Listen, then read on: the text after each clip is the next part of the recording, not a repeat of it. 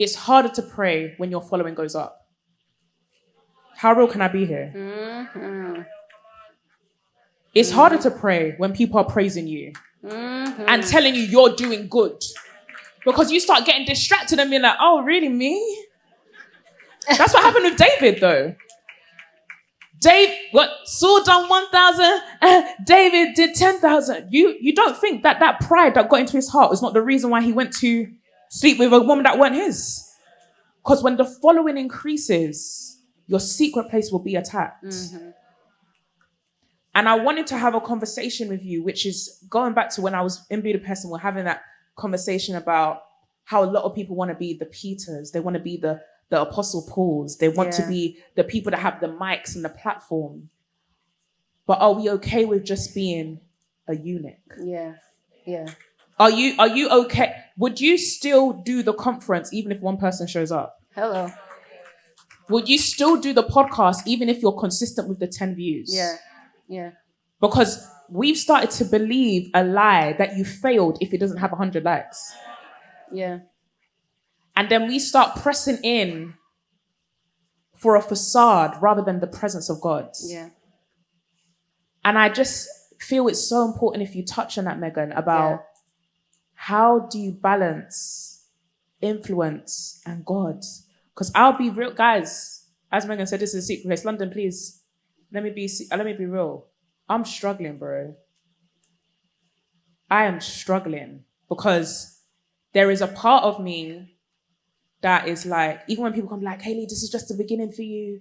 Someone messaged me today, Hayley, next arena. But a part of me is just like, God, if the arena's going to take me away from you, please, I'm okay with this being the last event. That's what Moses said. He said, if you're not with us, I don't want to go. Yeah, if you're not with me, I really don't want to go. Yeah. And how have you handled that? Because I'm struggling right now. Yeah. I'll be really honest. I'm with you. I'm struggling in several ways, if I'm just being honest. One thing that I really did not want to do was make in totality my intimacy with the Lord. And I think that happens a lot when you're in ministry, when you have, especially in the Christian context of Christian content creators, is that becomes your intimacy with the Lord, right? Your content. So now you're spending time with the Lord for content.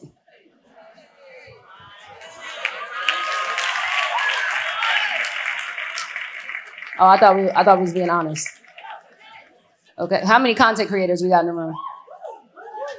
Hold on, real quick. Shout out to the village. I don't know. There's a few of y'all in here. I just want to shout out to the village. I love y'all. You don't. I got to that point where I was like, I feel like the Lord checked me and was like, Megan, you're spending time with me so that you have something to say on your podcast. And that's not a relationship. Like, now you're using me. I don't like that.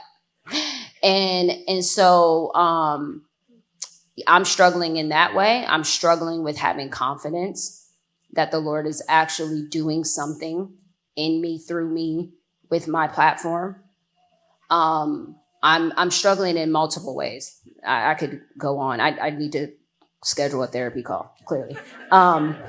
I'm like, yeah, this couch feels comfortable. I'm struggling with, but I think what's happening right now, speaking on influence and all the things, it's such a dangerous thing that people are so obsessed, and I think Anna Toria touched on it a little bit, with titles.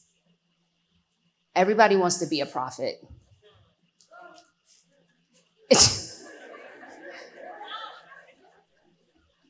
Jesus.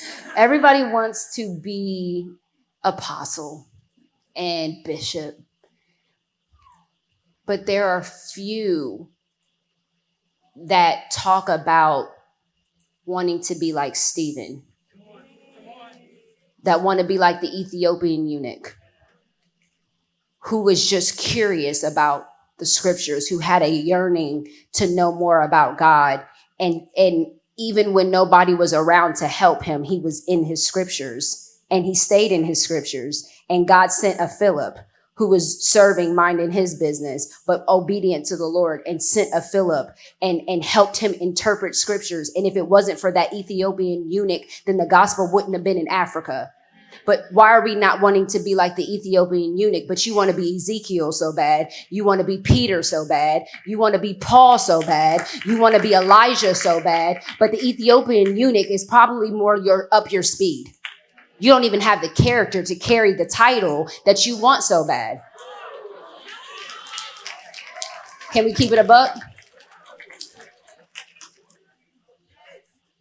You don't even have the endurance or the patience to have the Lord develop you to hold the weight of that title that you want so bad.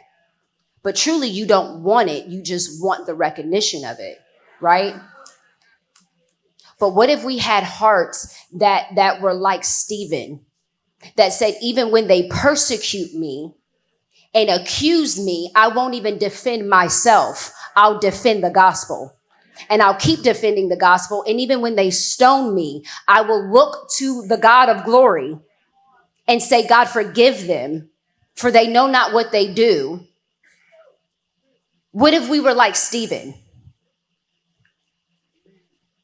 who was part of the first deacons? He was a servant.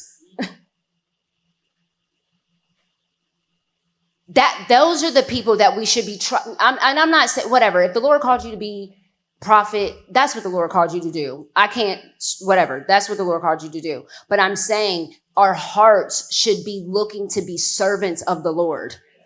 Our hearts should be looking to be disciples. Our hearts should be looking to be obedient.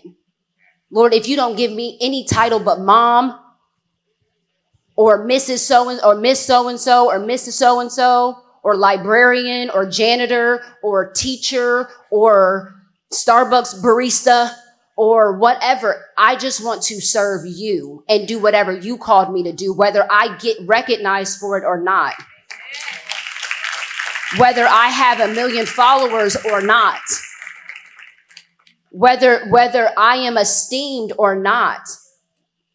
My thing that I've been praying recently is just like, Lord, when I'm gone, when I die, I want my kids to know that I love the Lord. That's what I care about. Not that the world thinks that I do, but I want to live it every single day that my children know that I do. That when ain't no cameras on, they see their mom praying. When ain't no cameras on, they see me in my word. When ain't no cameras on, they see me having conversations with people like Hayley. That we are talking on, we and Hayley get on the phone to talk about business stuff. We end up on the phone for 3 hours talking about the things of the Lord because it's just in us to do. Because we just love him. We just can't help but to talk about him, right? So I think if we would stop looking to be known by everyone else and not be known by the Lord. For the Bible, all right. The Bible says, many will come to me and say, Lord, Lord, Lord, didn't we prophesy in your name? Didn't we speak, do all these things? And he said, depart me, for I don't know you. But you want everyone to know you who can't guarantee you eternity in heaven. You want strangers to esteem you and they don't have a heaven or a hell to put you in. What if you were known by the Lord? What if every single time you woke up, heaven said, there she go again. She about to wreck it up. What if every time you woke up, hell got nervous? What if every time you opened your eyes, demons trembled? Because of the discipline and the obedience that you have to him. I could care less if any of y'all know me. I'm happy that you do. I promise you I don't care. If he doesn't know me, it means nothing. If he doesn't know me, it means nothing. If Satan don't know me, it means nothing. I want him to know. I want him to know me. I want every single time I open my eyes, he get an attitude. Because he knows it don't matter what suffering she go through. It don't matter how much they persecute her online. It don't matter how much stuff gets hard. She going to keep proclaiming God every single day she wakes up. She going to be consistent. She's going to be disciplined. She going to stay in her word. Even if the manifested presence of the Lord isn't with her, she's going to stay in her secret place. I want him to be pissed every time I wake up. Y'all so worried about the haters online, and you ain't doing nothing. Hell ain't nervous at all when you wake up. I want hell to be upset every time I take my next breath, because my next breath is going to confess the greatness of the Lord every time I get a chance.